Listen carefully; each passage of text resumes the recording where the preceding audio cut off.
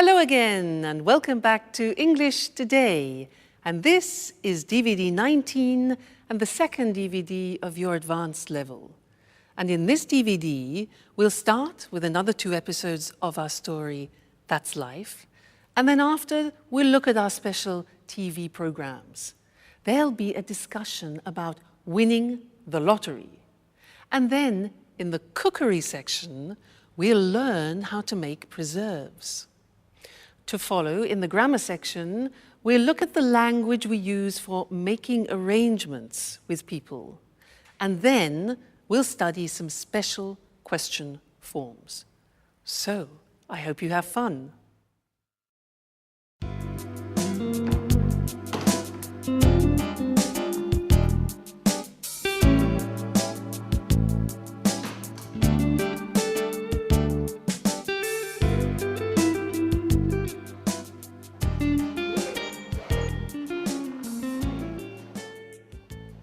Here we are, home sweet home.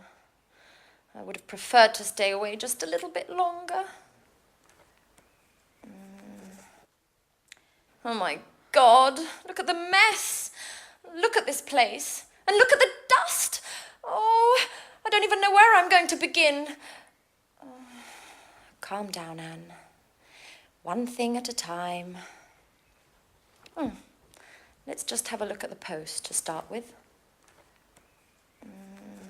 Electricity bill, heating bill, telephone bill. I can't believe there are only bills to pay.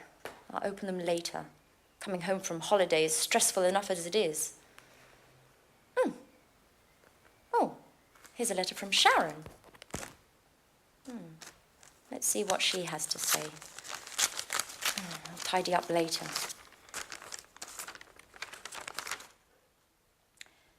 Dear Anne, I would have preferred to say goodbye in person, but you had already left for your trip to Italy. Speaking of which, did you enjoy yourself? Unfortunately, things between me and Jack just haven't worked out. Maybe we rushed everything. Maybe memories with Peter were still too fresh. I don't know. Anyway, living together just became impossible. After thinking about things long and hard, I decided to accept my boss's offer to transfer to Amsterdam, to take charge of the new museum opening. It's a great city. In any case, I need time to get my life in order and, well, I hope everything's fine with you. Don't move. Oh, don't hurt me. There, you'll find all my money there. Just take it and leave. Relax, please. Anne. It's me, Jack. Oh, Jack. Jack. Are you crazy? You scared me half to death. And how did you get in here? Well, I might be living next door, but I still have these. So I can surprise you from time to time. Jack, you'll never change. I was reading a letter from Sharon explaining why she left. If you don't mind, Anne, I'd rather not talk about that. What about you and your Mr. Perfection, Nick? How are you? Well, I realized that things weren't all as perfect as he wanted me to believe, and in any case, if you don't mind, I'd rather not talk about it. Absolutely. Let bygones be bygones. What about a drink to celebrate your homecoming? No, Jack. I've just arrived and I need to unpack and just take a look at the place. It's a disaster area. No, the first thing I want to do is get things tidied up. Where did you get this? Isn't it marvelous? My grandmother gave it to me. It's fantastic. Well, if you want to get tidied up, you'd better start right away. It'll take you a month to clean this. I know. And you say I'll never change.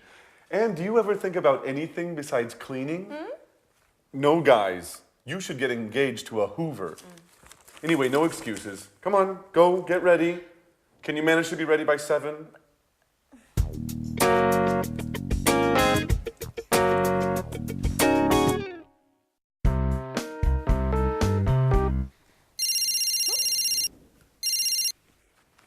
Hello? Alice! Hi! Yes, I arrived this morning. Oh, and I'm here with Jack now. He says hello. Yeah, she says hello. I'm so happy.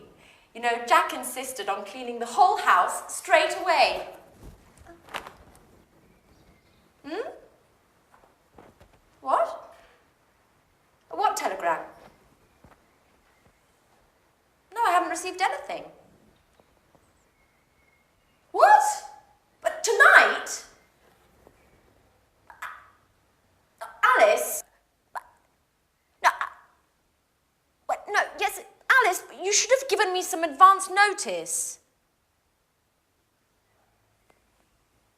Okay, yes, fine. I'll see you at the airport at 9. What do you mean at the airport? What did Alice have to say? She's arriving tonight at 9 o'clock. For good. And she's bringing a surprise. Wow, well that is good news. What, together again? All for one for all? Isn't that great, Anne? Yep, fantastic. What's the matter? Why the sad face? Nothing. Well, it's just that I was just thinking about the poor house. I don't even want to start to imagine what a mess I'm going to have in here with you two. Oh!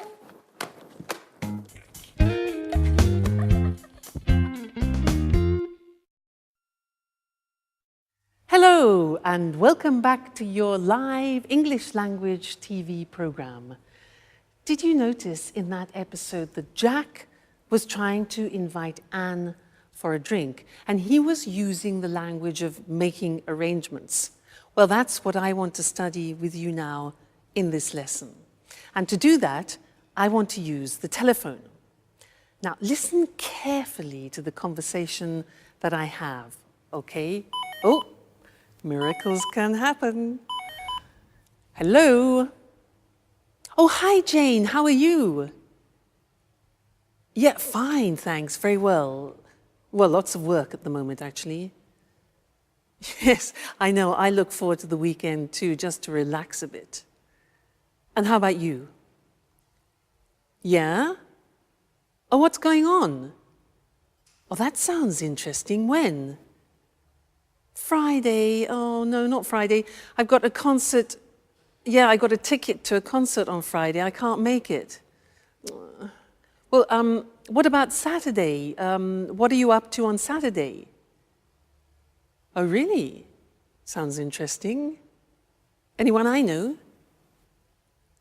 Oh, really? I haven't seen him for ages. Yes, I'd love to.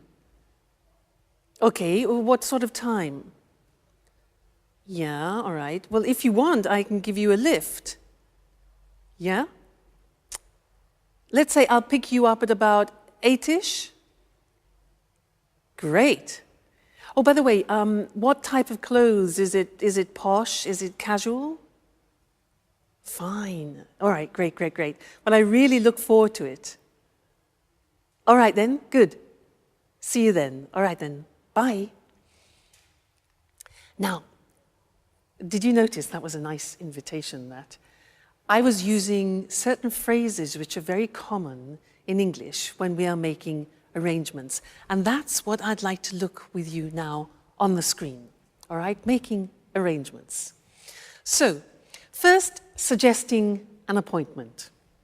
Now, there are various things we can say in English to suggest an appointment. For example, what are you up to on Friday? Now that's unusual. The verb is to be up to. What are you up to on Friday? So that's a colloquial expression, and it means just simply, what are you doing? What are you up to on Friday? Other expressions, this you already know, we've learnt it. How about, or what about going to the cinema? Remember those? So they are informal. Another possibility is, could you manage a meeting on Friday? This is a bit more formal. Manage means organize. It's a word we use very often. Okay? Could you manage a meeting on Friday? Another possibility is, do you think we could meet up? Do you think we could meet up, which means get together. And also, I wonder if we could go. For example, I wonder if we could go to a show together. I wonder. So, wonder is a word which we use, and it's talking about thinking something over. All right? So, those are different ways of suggesting an appointment. Now, usually, when somebody suggests an appointment, you have to look in your diary. Now, remember, we say diary in English, we don't say an agenda. Okay? So, you look in your diary to see what your availability is. And you can say, for example, on the phone, you say, just a minute, I'll have a look. I'll have a look in my diary. Or you could say, let me just look in my diary. Two very common expressions. Now remember, alternative words for diary are an organizer or a day planner. These are words which are often used. Day planner and organizer. All right? Good. Now we have to talk about a time. So you could ask, are you free at 8 o'clock, for example? Or could you manage, you notice manage again, organize. Could you manage Tuesday? Or would Friday at 5 suit you? Now look at the spelling of that. S-U-I-T. We don't say suit. We say suit. And suit is very common. It means to be convenient. So would Friday at 5 suit you? Another very common one is could you make it? Could you make it on Monday, which means could you organize yourself? Could you make it on Monday? Or another possibility is when would you be available? Available. More formal, when would you be available? All right? Great. So now, we've talked about the time. If you want to reject, say no to a suggestion and an arrangement, these are the possibilities. You can say, I'm sorry, I'm booked up on Friday. Now, booked up means that your agenda is full, okay? So I'm booked up, my agenda is full, my diary is full, my day planner is full, okay?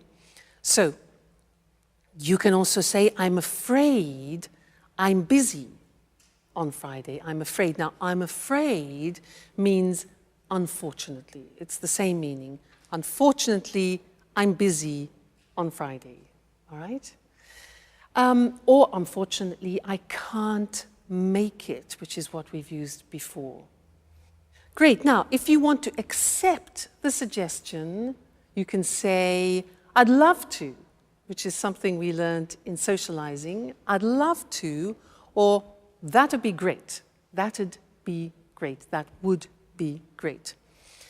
And the last thing is to confirm the arrangement. So here you can say, fine. So that's Wednesday at 7 o'clock in your office. Notice we say, so that's Wednesday at 7 o'clock in your office. So that's. Good. I'll see you later then is less formal. And more formal, I look forward to seeing you on Friday. Remember, we've learned that expression too. I look forward to seeing you on Friday. Very common. All right, so that's all the language of making arrangements. And I look forward to seeing you again in our next lesson. So until then, goodbye.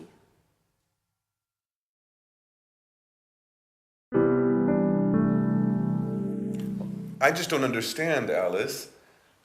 Why did you leave the job you were doing with your father? Had you started arguing again? No, well, not exactly. You know, working with my father is very difficult. We just have a completely different artistic view of things. And you know how I am. After a bit, I just get bored of doing the same things. I need new horizons. Well, what's wrong with working on a set? Wasn't it satisfying enough? Sure, of course. You know, in the long run, even the most satisfying things can get boring.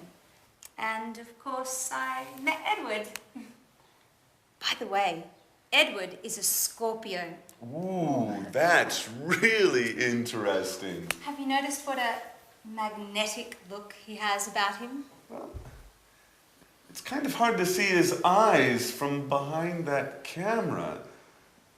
I wonder if he ever puts it down. Does he take it to bed with him? Stop! No, no. It's not going to work like that. You guys aren't acting naturally at all. You're too stiff. You look like statues. What we need here is expression, involvement, passion. Come on, let's do another take of that last scene. Which scene makes us look stiff? We're simply talking here, Edward. That's what I mean. Do it well. Let your inner self flow. Express your fears, your hidden desires. You, and yes, you are in love with Jack, aren't you? Don't be afraid. Show your true feelings. Show him what you are capable of. Well, besides the fact that I'm not in love with Jack anymore. Well, who told you, anyway? Okay, let's take 5. Maybe it's better if I leave you alone. Excuse me, Alice. Could you tell me where I can watch this material in peace and quiet? Go on into my room, Edward. I'll be with you in a minute.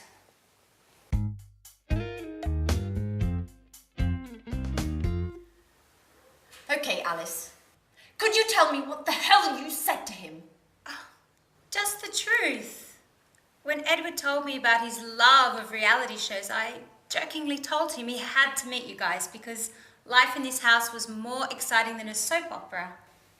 He asked me why, and I told him everything. Okay, what exactly do you mean by everything?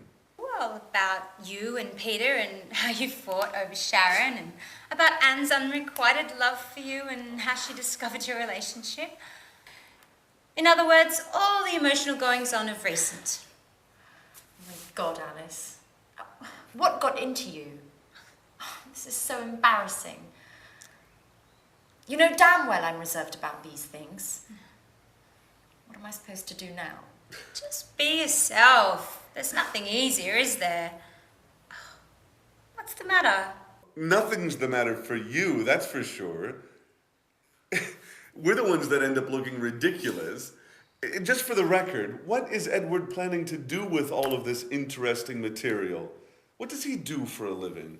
Edward is a director, a great director. And as far as your other question is concerned, that's a surprise. I can't say anything yet. At any rate, you'll find out soon. My God, Alice. Your surprises are starting to trouble me.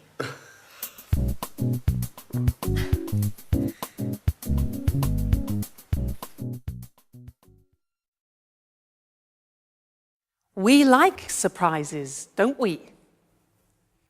Now, questions. In this lesson, I want to do some revision of questions, and I want to do a quiz with you. And I want to ask you some special questions, those unusual questions in English. And I want you to try and find the correct answer by understanding the real meaning of the question. Let me give you an example. If I ask you, what's he like? What's he like? What answer would you give me? What's he like?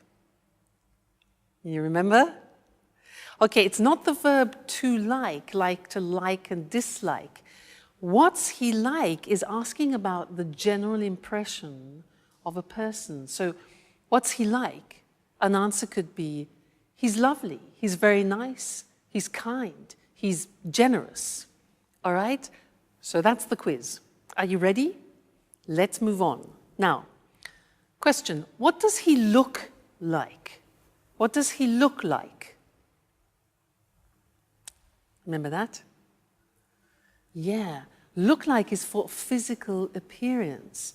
So an answer could be, well, he's tall, dark, and handsome. Classic. All right, so what does he look like? Physical appearance. Next. How is he? Answer, how is he?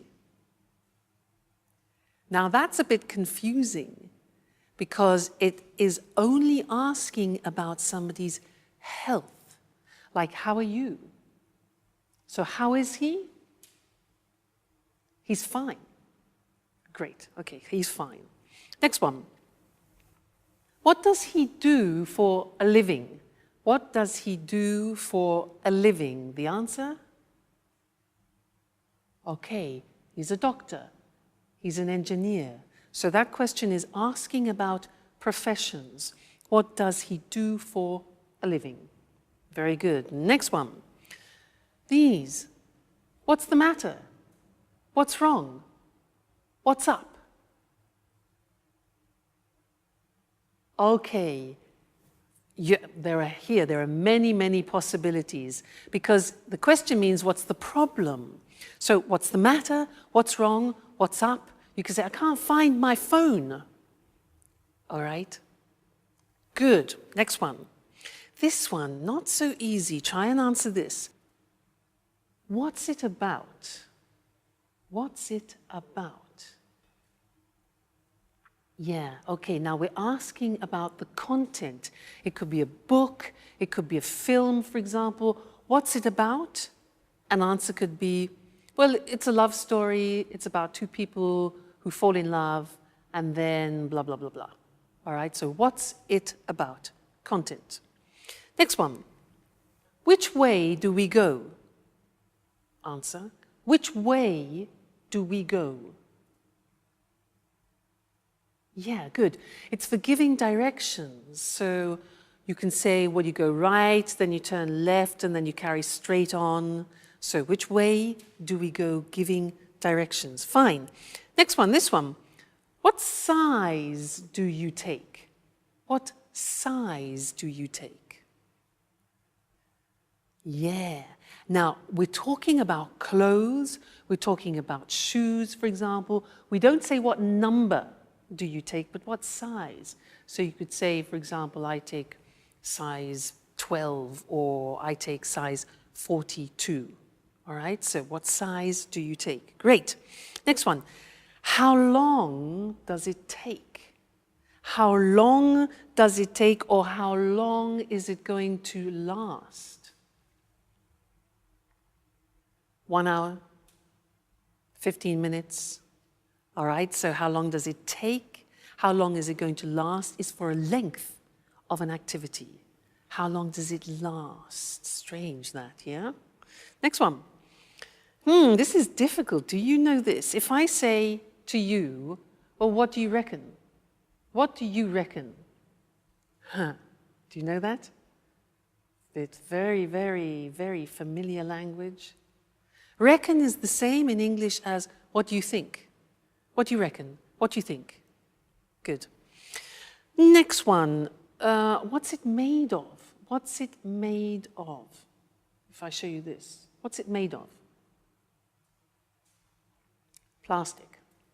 Right, so what's it made of is for the substance, wood, plastic, paper, etc. All right? Okay, this one here. How do you want your steak done? How do you want your steak done? 3 possibilities in the answer. Okay, you can say well done, medium, or rare. I want my steak rare, R-A-R-E, which is like bloody. All right?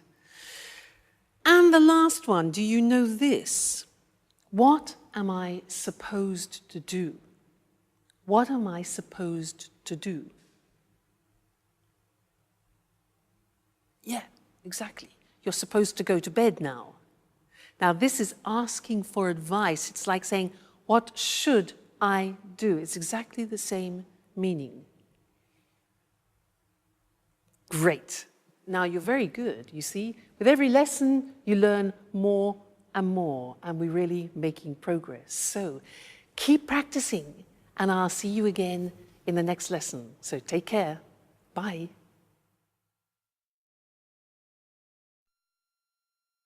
Hello, everyone. Welcome to Let's Talk, the evening discussion program with our two commentators, Tom and Marie. Good evening, everyone. Good evening. What have you got in your hand, Tom? Well, I bought a lottery ticket on my way here to the studio. I thought I'd try my luck. You know, the first prize is £20 million at the moment. Ooh, quite a penny or two. And what would you do if you won £20 million? Well, I think the first thing I would do would be to set off to the Caribbean to veg out for a couple of weeks, just to give myself time to think about what to do next. Any ideas at all? Well, I'd certainly want to have a good time just after winning anyway, but I wouldn't fritter away all the money on parties and things. Sounds sensible. And you, Marie, if you won £20 million, what would you do? What I'd love to do is start up my own business. I wouldn't want to stop working altogether, but I'd really want to be my own boss for a change. Oh, what sort of business would you get into? I think I'd buy a big country house and convert it into a hotel. Not too big a place, I guess. I might not have enough money. Would you give some of your winnings away? But of course, I'd give some to my relatives, my sister anyway, and my mum and dad too. I don't know about the others. I certainly wouldn't skimp on Christmas presents anymore. Well, I'd donate some to charities, some to AIDS charities that work in Africa, and some to cancer research. I'd invest some of it pretty soon after winning to make sure I didn't spend it all. Do you think all that money would bring any problems? Well, I've heard you get a lot of letters from people begging for money. I wouldn't be too keen on that. I guess you may suddenly find yourself surrounded by lots of new friends, or some old ones may show up again too. Am I being too cynical? No, Tom. I think you're right. And lots of people would try to give you advice on how to invest the money. You'd have to be really careful about who you trusted. Winning huge amounts of money can destroy people's lives if they can't handle the changes all that money brings. That's true. And aren't state lotteries just another form of taxation? An unfair, hidden form of taxation. Poorer people spend lots of money buying tickets with very little chance of winning. I don't think government should be involved in selling dreams through lotteries. Well, maybe you're right, Eric. Lotteries sell illusions, but tonight, I want to dream. Okay, Tom, keep on dreaming them. Good luck for the draw, and goodbye to you and Marie. Goodbye. Goodbye. Would you like to win £20 million? Well, think about it, and we'll see you again next time for another discussion of Let's Talk. Well, what would you do with £20 million? Would you set off for the Caribbean like Tom? We say set off for a destination. This means to start a journey. He would veg out for a few weeks to think. To veg out means to relax completely. It's an informal expression. It would be a shame to fritter away the money. To fritter away means to waste. If you fritter away money, you spend it on useless things. Would you keep on working? To keep on doing something means to continue doing something. So, keep on working means continue working. Or would you stop working altogether? If you stop doing something altogether, it means you stop completely. I would start up my own business like Marie. To start up means to create. To start up a business means you create a new business. I'd like to be my own boss. This means work for myself. Are you your own boss, or do you work for someone? Would you like to start up a business? What would you get into? To get into something means become involved in something. I'd probably start up a record shop. I'd like to get into the music business. I'd probably donate some money to charity. Donate to charity means give to charity. Would you donate any of your winnings? Your winnings is the money you win. I guess, though, unexpected people may show up if you suddenly won so much money. To show up means to arrive. And as Marie said, lots of people may start begging for money. When you beg for something, you ask for it desperately. Perhaps I'll try my luck and buy a ticket too. See you next week, or if you don't see me, then it means I've won. Bye. Good morning from Cooking Today. Here we are with Lisa French, our expert homemaker. How are you, Lisa? I'm fine, thanks. Hello, everybody, and welcome to my home. I wonder what you'll talk about today. An interesting theme, preserves. This reminds me of my granny. So what kind of preserves are there? There are plenty. Jams, jellies, conserves, marmalade, syrups, candies, sauces. You see, you can preserve almost anything. Even meat? Of course, meat, poultry and fish. What's your favorite preserve? I have a strong preference for chili sauce. On the whole, I find sweet and sour food particularly tempting. I don't really fancy the two flavors together. As they say, differences are the spice of life. Anyway, what are the actual ingredients for chili sauce? Tomatoes, peeled and sliced in chunks, chopped celery, ground onion, green peppers, a cinnamon stick, chili, mustard, brown sugar, and vinegar. That's all. And meat, I suppose. You're right, mince meat. I adore chili. I'm curious about vegetable canning. What's the right procedure? That's easy. Once you've grasped the basic rules, it's quite simple. All you have to do is heat the food in sealed jars. So simple.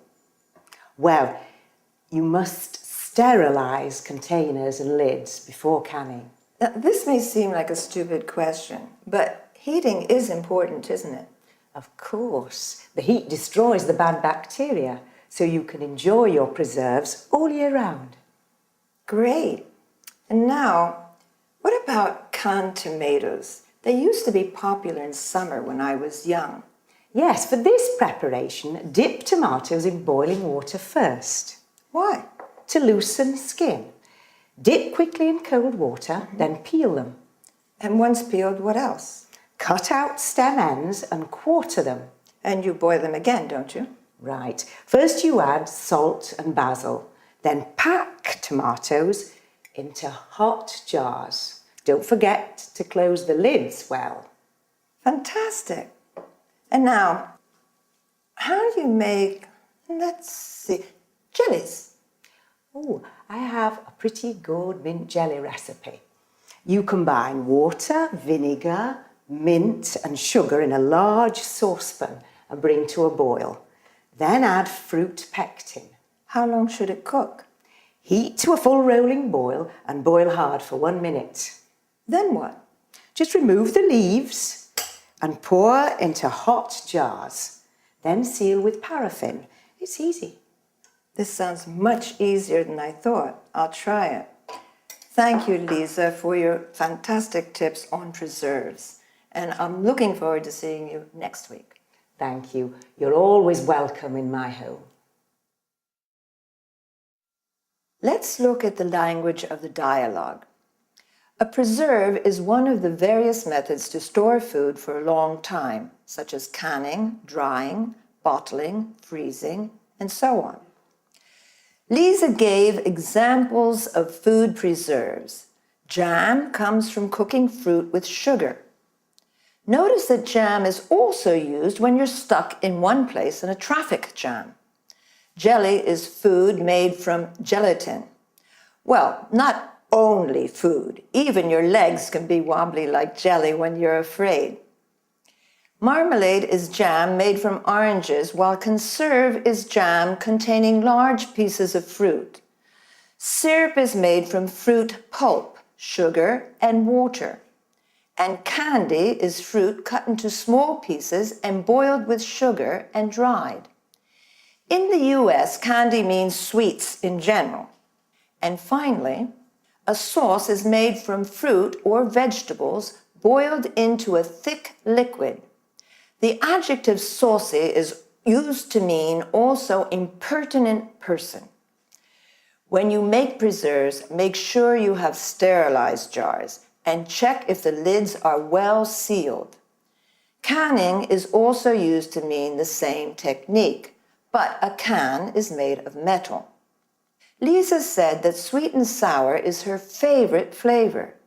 This is typical of Chinese cooking, where dishes can be sweet and sharp due to the addition of vinegar. Then, talking about food preparation, Lisa used chop, which means to cut into small pieces or chunks.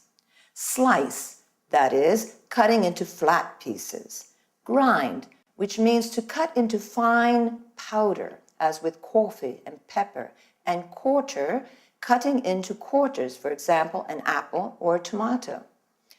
Then, regarding boiling, we say bring to a boil, or to a full rolling boil, or boil hard. I finished for today. Look after yourselves. Bye.